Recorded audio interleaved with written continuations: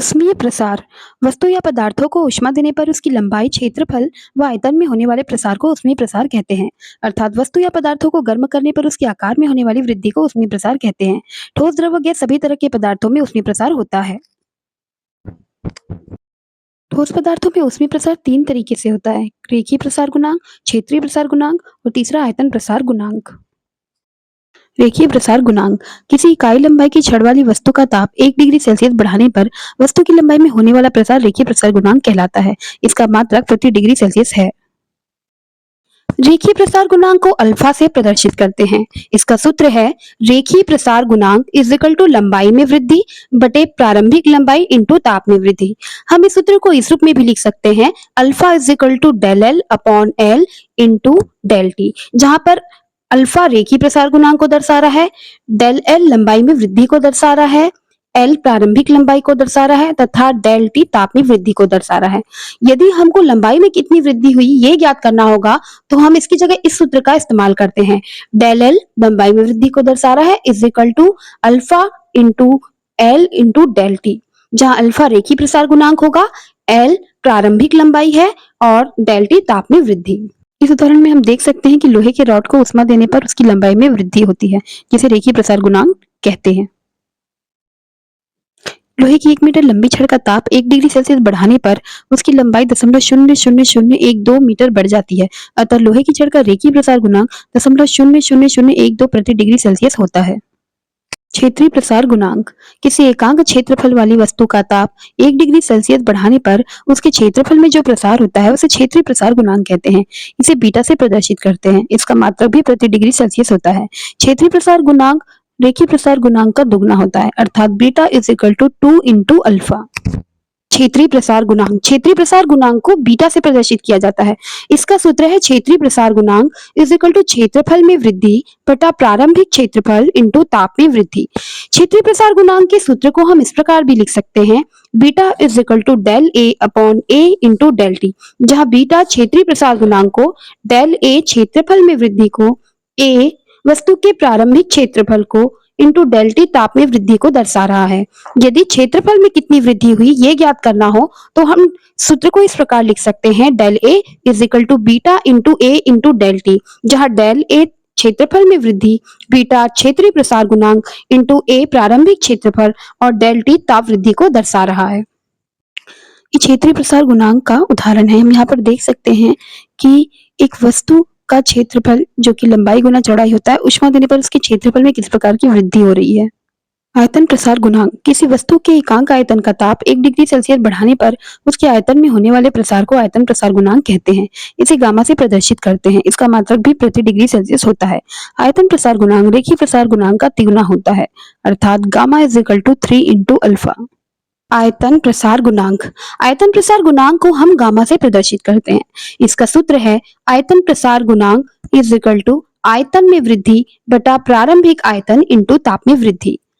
इस सूत्र को हम इस प्रकार भी लिख सकते हैं: आयतन प्रसार गुणांक gamma is equal to del V upon V into del T, जहां गामा आयतन प्रसार गुणांक को, डेल वी आयतन में वृद्धि को, वी प्रारंभिक आयतन इंटू डेल टी ताप में वृद्धि को दर्शा रहा है।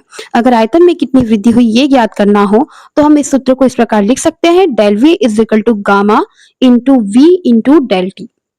इस वीडियो के माध्यम से हम समझ सकते हैं कि किस प्रकार किसी वस्तु को ऊष्मा देने पर उसकी लंबाई, चौड़ाई, ऊंचाई अर्थात उसके आयतन में वृद्धि होती है, प्रसार होता है। इस प्रकार किसी वस्तु को ऊष्मा देने पर उसके आयतन में होने वाले प्रसार को आयतन प्रसार गुणांक कहते हैं। द्रव पदार्थों में ऊष्मीय प्रसार, इसमें केवल आयतन प्रसार संभव है। यह दो प्रकार का होता है: आभासी और वास्तविक प्रसार। अब द्रव पदार्थों में ऊष्मीय प्रसार को समझते हैं। इसे समझने के लिए हम एक कांच का फ्लास्क लेते हैं। इसके अंदर पानी भरकर एक पतली कांच की नली कार्क के मुंह में छेद करके डाल देते हैं तथा इसे एक स्टैंड पर लगाकर इसे बर्नर से ऊष्मा प्रदान करते हैं। हम देखते हैं कि जो पानी का तल है, सबसे पहले पानी का तल नली में ए तक था। जैसे ही हम ऊष्मा देते हैं फ्लास्क में प्रसार होता है और फ्लास्क में प्रसार होने के कारण पानी का जो तल है वो गिरकर नीचे बी तक आ जाता है। बी तक अर्थात जो पानी का तल था वो वापस गिर गया और गिर कर आ गया बी तक। अर्थात ये जो ए बी है वो होता है फ्लास्क अर्थात बर्तन का प्रसार। चूंकि ऊष्मा सबसे पहले बर्तन या फ्लास्क को मिलेगी, तो सबसे पहले चूंकि ठोस पदार्थों में भी हमने ऊष्मीय प्रसार पढ़ चुका है, तो यहाँ पर सबसे पहले जो प्रसार होगा वो फ्लास्क में होगा। फ्लास्क में प्रसार होने के कारण जो द्रव का तल ए तक था वो गिरकर नीचे बी में आ जाएगा। उसके बाद जो ऊष्मा मिलेगी वो फ्लास्क के अंदर जो द्रव है मतलब पानी है उसको मिलेगी। अब क्या होता है, जो पानी है उसमें प्रसार होता है, और ऊष्मा पाकर जैसे ही द्रव अर्थात पानी में प्रसार होता है, ये जो तल नीचे बी तक गिर गया था वो फिर से वापस ऊपर चढ़ जाता है और चढ़कर ये तल सी तक चला जाता है, सी तक। अर्थात हम देख सकते हैं कि जो बी से सी तक है वो द्रव का वास्तविक प्रसार है। अर्थात B C is equal to द्रव का वास्तविक प्रसार। वास्तविक प्रसार क्या होता है, जब हम स्टार्टिंग में देखेंगे तो हम सबसे पहले नोटिस यही करते हैं कि पहले जो तल था वो ए तल था, पानी का तल। अब हम पानी को उष्मा दे रहे हैं और उष्मा देने के बाद पानी का जो तल है वो सी तक आ गया, हम यही नोटिस करते हैं। लेकिन हम ये नोटिस नहीं कर पाते हैं कि द्रव के पहले जो फ्लास्क है उसमें प्रसार होता है। तो यहाँ पर हम देख सकते हैं कि जो ए सी है वो द्रव का क्या है, ए सी द्रव का आभासी प्रसार है। द्रव का आभासी प्रसार अर्थात हमको बस लगता है कि द्रव का प्रसार पहले द्रव का तल ए तक था फिर वो बढ़कर सी में चला गया, लेकिन वास्तव में होता यह है कि पहले जो तल द्रव का ए तक था वो फ्लास्क के प्रसार होने के कारण पानी का लेवल नीचे आ जाता है, बी तक चला जाता है। मतलब ए बी जो है वो बर्तन या फ्लास्क के प्रसार को दर्शा रहा है। उसके बाद जब ऊष्मा हम लगातार देते रहते हैं तो ये जो ऊष्मा है वो सब फिर पानी को मिलती है, फिर जो पानी है उसमें प्रसार होता है, और जो द्रव का तल बी तक गिर गया था वो वापस से चढ़कर सी में पहुंच जाता है। मतलब अब द्रव का तल क्या हो गया, सी हो गया। तो जो बी सी है वो वही द्रव का वास्तविक प्रसार है, जबकि ए सी जो होता है वो द्रव का आभासी प्रसार होता है। ए सी द्रव का आभासी प्रसार है। अगर हमको इसमें से निकालना है कि वास्तविक प्रसार और आभासी प्रसार कितना हुआ, तो हम इस प्रकार से निकाल सकते हैं, द्रव का वास्तविक प्रसार इज इक्वल टू द्रव का आभासी प्रसार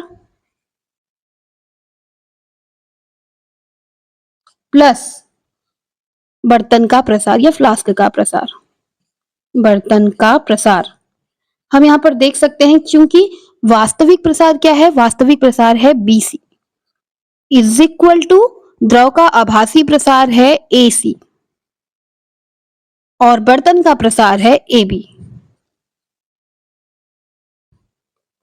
आई थिंक आप लोग को समझ में आ गया होगा। गैसों में ऊष्मीय प्रसार। गैसों में भी द्रवों की तरह आयतन प्रसार संभव है। गैसों में ऊष्मीय प्रसार ठोस व द्रव की तुलना में बहुत अधिक होता है। ये प्रसार दो प्रकार का होता है।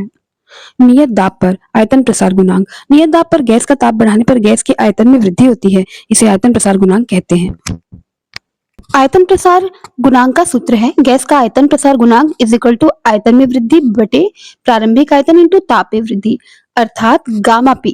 गैस के आयतन प्रसार गुणांक को गामा पी से दर्शाते हैं। यहाँ पर पी का मतलब है प्रेशर अर्थात दाब, is equal to del V upon V into del T. यहाँ पर डेल वी आयतन में वृद्धि को दर्शा रहा है, वी प्रारंभिक आयतन इंटू डेल टी ताप में वृद्धि को दर्शा रहा है। इस उदाहरण में हम देख सकते हैं कि जब हम नियत दाब पर बलून को ऊष्मा प्रदान करते हैं तो उसके अंदर जो गैस है उसके आयतन में प्रसार होता है। इसको हम गुब्बारे के बढ़ते हुए आयतन से देख सकते हैं। इसे हम कहते हैं आयतन प्रसार गुणांक। दूसरा है नियत दाब पर दाब प्रसार गुणांक। नियत आयतन पर गैस का ताप बढ़ाने पर गैस का दाब बढ़ता है, इस प्रसार गुणांक को हम दाब प्रसार गुणांक कहते हैं। इसका उदाहरण हम अपने घरों पर देख चुके हैं, जैसे कुकर को गर्म करने पर उसका आयतन निश्चित होने के कारण कुकर के अंदर की वायु का दाब बढ़ता है, जो सीटी के द्वारा भाप के रूप में प्रेशर के साथ बाहर निकलती है। नियत आयतन पर गैस के दाब प्रसार गुणांक के लिए सूत्र है गैस का दाब प्रसार गुणांक इज इक्वल टू दाब में वृद्धि बटे प्रारंभिक दाब इंटू ताप में वृद्धि, अर्थात गामा वी। यहाँ पर गामा वी गैस का दाब प्रसार गुणांक है is equal to del P upon P into del T. यहाँ पर जो डेल पी है वो है दाब में वृद्धि अपॉन पी प्रारंभिक दाब इंटू ताप में वृद्धि। ध्यान रहे गैस के दाब प्रसार गुणांक में जो आयतन है वो नियत रहता है, जबकि आयतन प्रसार गुणांक में दाब नियत रहता है। इस उदाहरण में हम देख सकते हैं कि जब हम कुकर में कुछ पकाते हैं अर्थात उसको ऊष्मा देते हैं तो कुकर का आयतन निश्चित होने के कारण उसके अंदर की जो गैस या वायु है उसमें दबाव बढ़ता है जो सीटी के द्वारा प्रेशर के साथ बाहर निकलती है। इसी तरह के और वीडियो पाने के लिए हमारे चैनल को सब्सक्राइब करना ना भूलें और लाइक और शेयर करें।